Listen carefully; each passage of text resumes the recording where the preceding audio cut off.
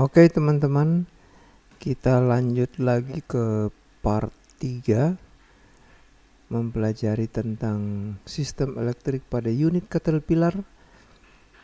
Yang kali ini part 3 masih menggunakan interaktif skematik ya. Nah, oke teman-teman, saya mau bagikan tutorial kali ini. Sebenarnya kan intinya ke skematik ini, tapi karena di part 2 saya sempat singgung tentang kode error. Nah, yang saya sudah bilang dari awal bahwa saya menggunakan skematik dari CAT 320 D2 unit ekskavator yang 20 ton. Dan nanti di tutorial yang part yang keberapa saya belum tahu nantinya, saya akan menggunakan SIS, System Information, yang digunakan oleh Caterpillar untuk mendiagnosa atau mengetahui lebih lengkap komponen-komponen yang mengalami masalah pada unit Caterpillar dengan menghubungkan kabel data ke unit Caterpillar. Karena dari awal saya sudah katakan bahwa hanya Caterpillar lah yang bisa aku katakan, yang aku ketahui sampai saat ini, yang apabila ada masalah selalu menggunakan laptop gitu ya, untuk mendiagnosa atau troubleshooting kejadian-kejadian yang terjadi pada unit Caterpillar. Oke, teman-teman, kalau unit itu bermasalah, misalnya tiba-tiba lemah, tiba-tiba ngedrop, tiba-tiba misalnya trek sebelah jalan, sebelah enggak, atau swingnya tiba-tiba melambat, atau kombinasinya melambat, kan itulah masalah-masalah utama yang terjadi pada unit ekskavator. Kalau masalah-masalah fisik tentu bisa ditangani langsung oleh operator sama mekanik siapa saja. Tapi kalau masalah itu terjadi pada electrical, maka harus butuh penanganan secara khusus dengan mekanik khusus. Oke, biasanya dalam unit Caterpillar itu, jika terjadi problem pada elektrik, maka akan ada informasi error yang akan disampaikan atau yang akan ditunjukkan pada monitor dari suatu unit Caterpillar kalau dia menggunakan monitor. Kadang seperti bulldozer dia tidak menggunakan monitor, sehingga harus menggunakan laptop untuk mengetahui permasalahannya. Nah, di dalam kode error itu ada 3 simbol atau angka atau bilangan yang muncul. Nah, sedangkan yang untuk interaktif skematik ini, dia cuman satu simbol aja yang dikasih di sini, yaitu FMI, Failure Mode Identifiers. Jadi sedangkan yang CID, MID nggak ada di sini. Nah, saya punya skematik yang CAT320 D. Jadi kakaknya dari 320 D2 atau keluaran sebelumnya. Nah, cuman dia interaktif, tapi gambar-gambar komponennya seperti ini nih, tidak bisa jelas langsung gitu ya, karena ini ya produksi duluan, kecuali mungkin insinyurnya mengubah lagi ini menjadi seperti K320 D2 yang lebih rapat nih, bisa dilihat jelas nih ya kan, lebih berwarna gitu. Ada lagi yang keluaran baru, yaitu 320 GC. Nah, lebih bagus lagi nih. Nah, oke. Nah, coba kita ke sini. Nah, ini kode FMI, ini adalah kode terakhir gitu ya. Permasalahannya apa gitu, mengidentifikasi masalahnya, kegagalannya apa gitu, failure mode identifier, mengidentifikasi mode kegagalannya, apa yang gagal sih sebenarnya dari komponen elektriknya. Kalau ada kode 0, nanti sebentar saya kasih lihat urutannya ya. Jadi kalau dia ada kode 0, oh itu data valid but above normal operation range. Jadi misalnya ada rentang, misalnya 0 sampai 10 rentang operasinya. Sedangkan mungkin data di situ 11 gitu ya. Oh, nggak sesuai di situ. Artinya di luar gitu ya. Di atas gitu. Kalau ini below misalnya ya 5 sampai 10 misalnya, tapi ternyata 4. Dia nggak ketampilkan, tapi dia kasih error, berarti komponen itu mengalami error. Kemudian ada kode 2, data erratic, intermittent or incorrect, berarti datanya tidak tepat gitu ya. Atau kodenya 3, voltage above normal or shorted height. Jadi ini voltasinya di atas normal, artinya shorted height bisa saja apa terjadi short atau korsleting sangat tinggi gitu. Kalau dia kode 4, voltage below normal or shorted low, jadi voltasinya di bawah normal. Jadi misalnya voltasinya harus 12 volt, datang cuma 9 volt, berarti atau ada gangguan korslet tapi rendah gitu ya. Kode 5 nih yang paling umum. Yang paling umum terjadi ini kode 5. Arus nih, current below normal or open circuit. Jadi iya, kenapa ini terjadi arus di bawah normal atau open circuit? Jadi ya kadang longgar soket-soketnya, soket-soket konektornya tuh agak longgar. Ya, jadi atau kotor gitu, atau udah masuk debu di dalamnya, kelamaan nggak dibersihin, jadi dia kadang connect kadang nggak, kadang connect kadang nggak gitu, jadi muncul error. Kalau kode 6, current above normal or grounded circuit, jadi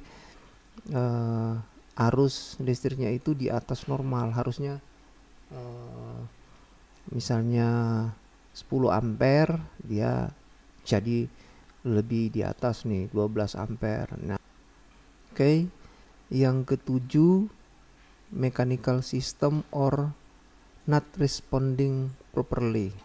Nah, jadi ada masalah ke mekanikalnya gitu ya. Misalnya solenoidnya itu dia nggak mau respon, udah masuk sistemnya bagus tapi nggak respon bagus ya. Dan seterusnya nih, nanti teman-teman baca jika muncul ini maksudnya ini. Nanti kalau terjadi masalah ini apa yang harus ditangani? Nah, ada cara penanganannya tahap demi tahap, satu persatu. Nanti saya kasih tutorial di troubleshooting. Oke. Kita lanjut lagi ya. Nah, saya mau kasih tahu kode error yang lain itu, yang ini kode yang terakhir nih.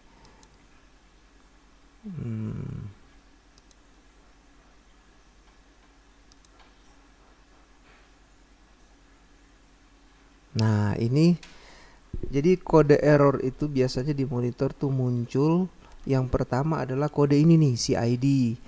Kemudian dia muncul setelah CID itu akan muncul kode yang tadi nih. Nah, akan muncul ini habis CID, akan muncul FMI gitu. Yang pertama yang akan muncul tuh MID. Apa nih MID? Ini modul ya. Jadi MID ini modul identifier. Jadi modul tuh kalau kode 36 itu tuh ECM engine. Nah, itu modul sebenarnya. Jadi ECM ada yang kepanjangannya Electronic Control Module. Ada yang ECM itu Electronic Control Machine. Ada yang pakai ECU, Electronic Control Unit. Jadi sama. Nah, benda itu sendiri itu disebut modul. Sistem elektronik yaitu sistem yang ada dalam itu yang mengendalikan, yang mengontrol. Yang dia kontrol apa? Unit itu secara keseluruhan atau cuma satu bagian. Jadi kalau cuma satu bagian tuh, contoh satu bagian tuh engine, mesin. Dia kontrol cuma mesin aja. Sedangkan mesin dia mengontrol seluruh satu unit, makanya dia dibilang mesin. Nah, sedangkan komputer itu sendiri disebut modul nih. Coba kita lihat ya. Modulnya tuh ada di mana? Ah, ini 320D. Kita ke 320D2. Nah, ini nih, teman-teman, yang warna yang melekat di dinding ini di belakang kabin ya, ini tepat di belakang kabin, nanti di area baterai ini nih. Nah, inilah modulnya itu yang mereka bilang komputer ECM atau ECU ini. Oke.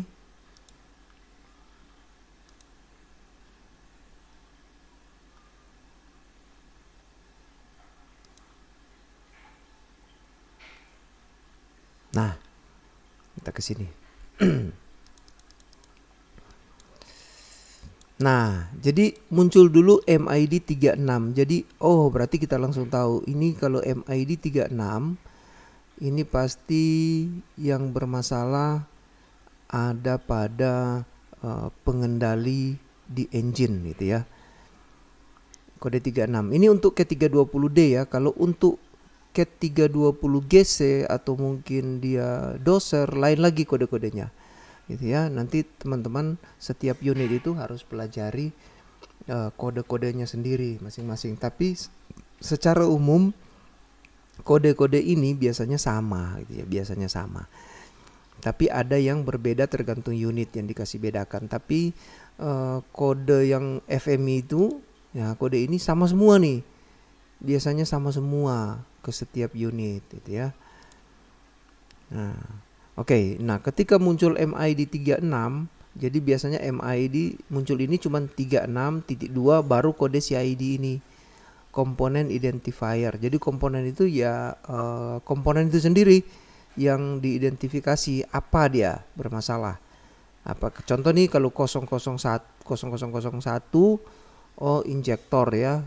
Ini elektronik injektor di silinder 1 berarti injektor 1, di silinder 2 injektor 2, silinder 3 injektor 3. Injektor ini kan sama semua, jadi silindernya yang menentukan. Jadi silinder 6, nah injektornya bermasalah di silinder 6. Gitu.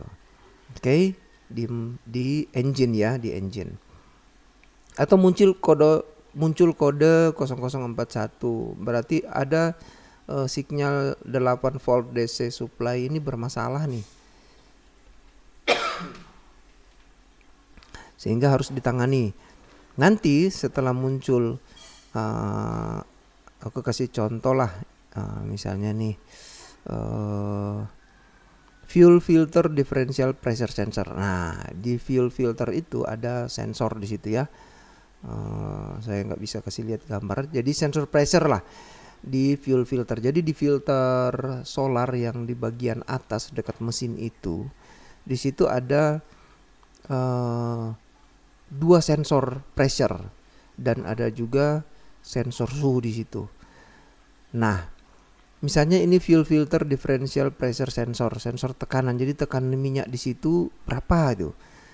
Nah, jika muncul ini, oh ada masalah pada sensornya ini. Nah, masalahnya apa? Nah, jadi berarti itu dia berhubungan dengan ECM engine. Kemudian yang bermasalah adalah sensor pressure, sensor tekanan. Masalahnya apa? Nah, masalahnya adalah misalnya muncul 5.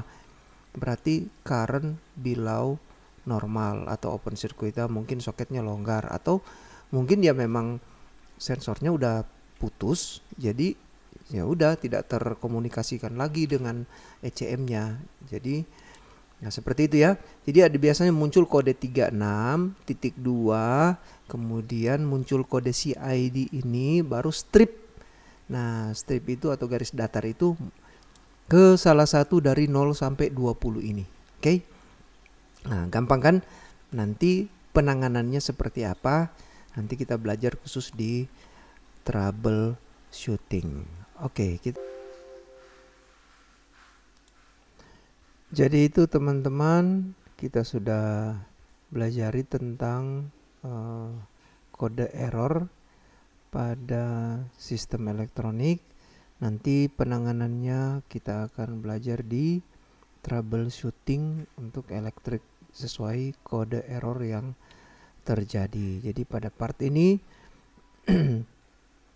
cukup pendek, jadi nanti part berikutnya kita lanjut ke skematiknya.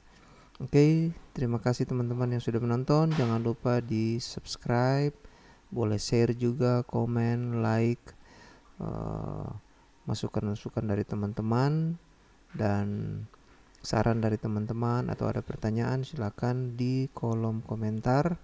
Saya terbuka dan saya siap menjawab pertanyaan-pertanyaan dari teman-teman. Terima kasih.